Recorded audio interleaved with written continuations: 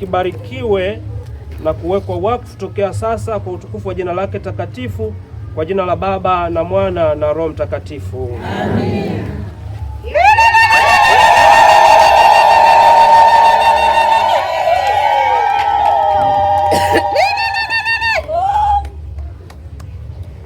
Tunaguswa sana kusema jambo hili na ambalo pengine umekuwa ukilisemea, na tunaomba uendelee kusema. Wilaya ya Ludewa watu wana uhitaji wa kununua magari wengi sana, na wengine wameshaweka kwenye yadi huko, yako Njombe na mahali pengine. Kubwa sana tunaendelea kutoa msukumo kama kanisa na kama sehemu ya familia kwako wewe mbunge wa wilaya ya Ludewa, lakini mkiungana pia na mbunge wa wilaya ya Njombe mji, ni swala la barabara.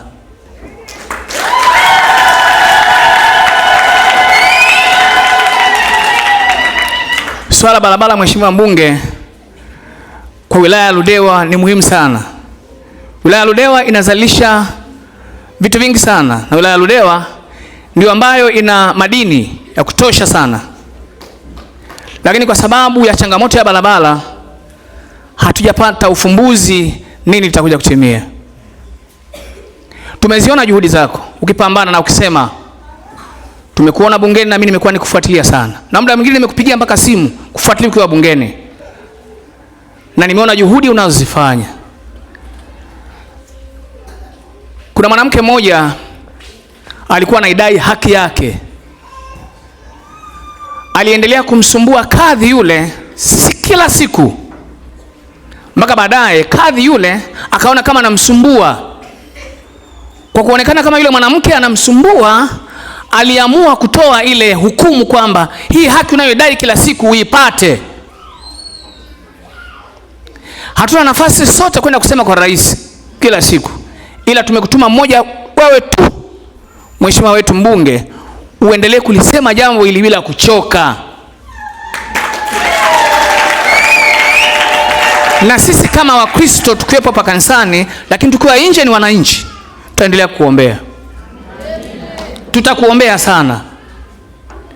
Lakini barabara hii si kutoka Itoni kufika pale ilipofikia, ni kutoka hapo ilipo, kutoka Itoni iunganishwe moja kwa moja kwenda Manda.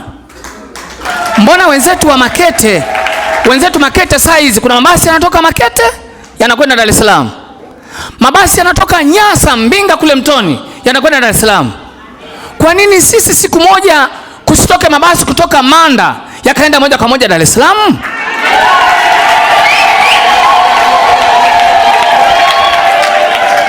Mimi niseme kuna wapi ambapo sisi tumemkosea Mungu. Ninajua hakuna mahali ambapo sisi tumemkosea Mungu. Na kama lilikuwa bado linatembea la barabara, mheshimiwa mbunge, basi tunaendelea kuomba. Na kama serikali ilivyoahidi kwamba mwaka huu, mwaka wa bajeti, barabara hii itatengenezwa, sisi tunaendelea kupigia magoti kabisa kwa unyenyekevu. Mengi umeyafanya, shule, hospitali zimekaa sawa, lakini tunaomba barabara. Mheshimiwa mbunge, barabara. Mimi ni babako wa kiroho, barabara.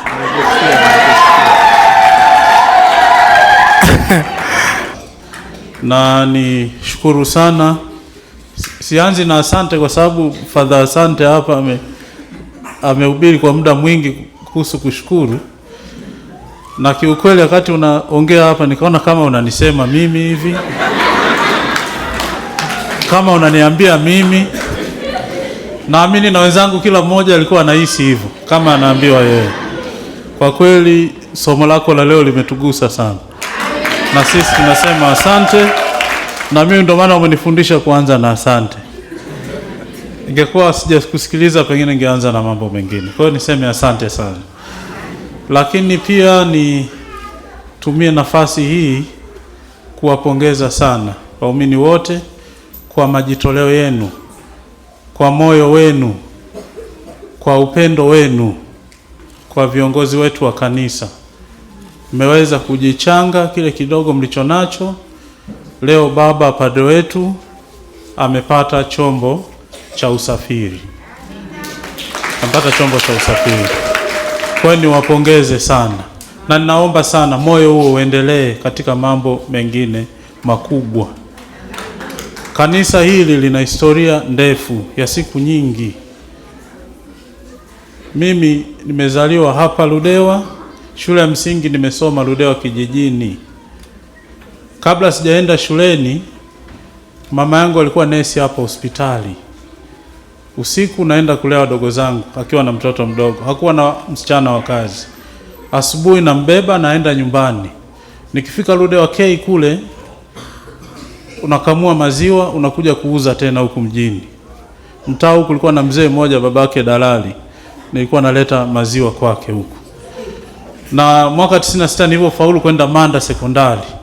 Kwa sababu ile ng'ombe mimi ndo nilikuwa namtunza sana. Huku nyuma wakamnyang'anya. Ilikuwa ni ng'ombe wale wakina Mdimi wanatoa wale, kopa ng'ombe lipa ng'ombe. Nimeenda shule Manda, wadogo zangu walikuwa na moyo sana kutunza ng'ombe yule. Tukanyang'anywa sababu tulikuwa bado hatujalipa ng'ombe. Akapewa afisa elimu mmoja anaitwa Mlimbila. Mimi niko Manda kule, mzee Kamonga aliniandikia barua ndefu, wakati ile simu hamna. Kaandika barua kaiagiza kwenye trekta ilikuwa la mtoto hauipata yule. Nimekuja kule nikapokea barua ndefu. Mzee anasikitika, kijana wangu umeenda shule, huku nyuma ng'ombe amenyang'anywa. Kapewa afisa elimu Mlimbila. Sasa hata wakati nakuja kuja kugombea, watu wananiambia kagombea, nikasema watu walikuwa wananiona mimi nauza maziwa mle na chunga ng'ombe. Watanipa kula kweli? Kwa hiyo ilikuwa ni wakati mgumu sana. Kwa hiyo sasa wakati Padre Asante anahubiri na mimi huku nilikuwa naangalia sinema kichwani ya maisha yangu nilikopita. Kwa hiyo nimeona kwamba tuna kila sababu ya kumshukuru Mungu. Mimi ukisikia mtu hana connection, sijui hana nini, anapita mahali na mahali anafanikiwa kwa mkono wa Mungu, mimi naweza nikawa mfano. Kwa sababu nilivyosoma Manda sikufanikiwa kumaliza. Mzee Kamonga akanichukua akanipeleka kwa kaka zangu. Hata hatujazaliwa tumbo moja. Nikasoma pale, nikamaliza chuo kikuu, nikaja ajira nikapata Ludewa Afsaris. Sasa watu nilokuwa nauzia maziwa wanakuja ofisini eti mimi ndo Afsaris. Sasa wewe leo ndo Afsaris, tulikuwa tunakuona hapa na Kamasi unauza maziwa mtaani. Lakini nilivumilia. Nikahamishwa Ludewa nikapelekwa mkoa wa Mara Musoma. Kule nikafanya vizuri sana. Nikapelekwa Dodoma.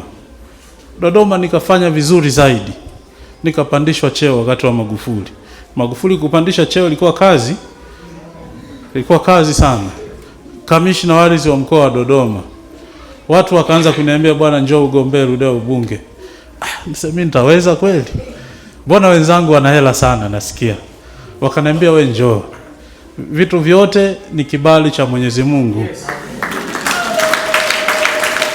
Mwenyezi Mungu akitoa kibali lazima utashinda tu. Akaniambia, nikaenda kuomba ushauri kwa mbunge mmoja alikuwa wa Mafinga, anaitwa Chumi. Juzi tumemchagua kwa mbunge wa Afrika Mashariki. Akaniambia achana kabisa na mambo ya waganga. Achana kabisa. Nenda pale kwako kuna makanisa. Nenda kaeleze nia yako. Omba wakuwekee mikono kichwani kumwagia maji ya baraka. Nilikuja kanisa hili kwa mara ya kwanza. Mimi ni Mkatoliki. Nilimkuta padre anaitwa Mtulo. Alinikaribisha hapa ila saa hizi mmepabadilisha. Pamebadilika zaidi. Akanikaribisha, nilipanda hapo, akanibariki, akanimwagia maji ya baraka. Akaniambia utashinda.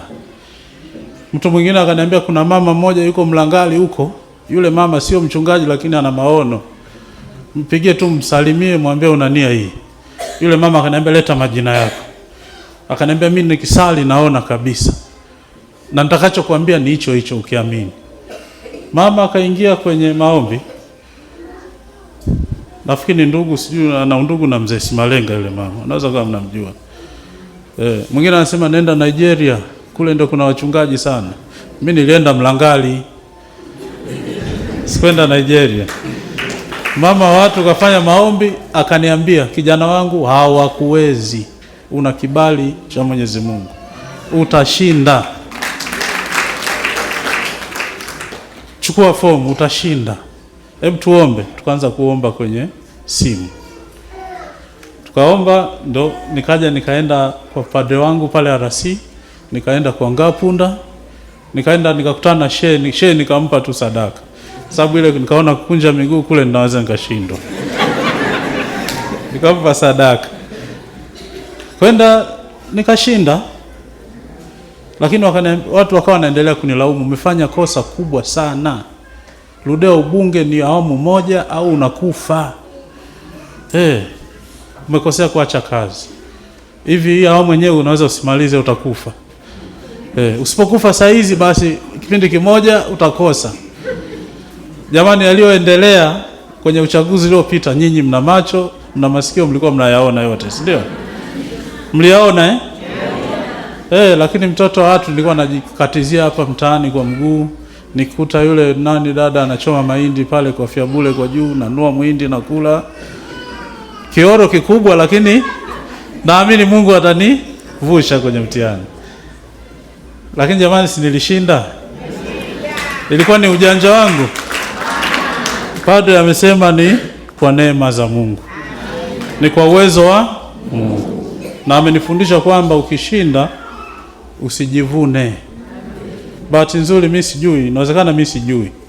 Mimi mtoto wenu, malezi niliopewa, sidhani kama ni mjivuni, ila nyinyi ndio mnaniona kama mimi najivuna. Sijalelewa hivyo, ndio ninachoshukuru. Kwa ndugu zangu,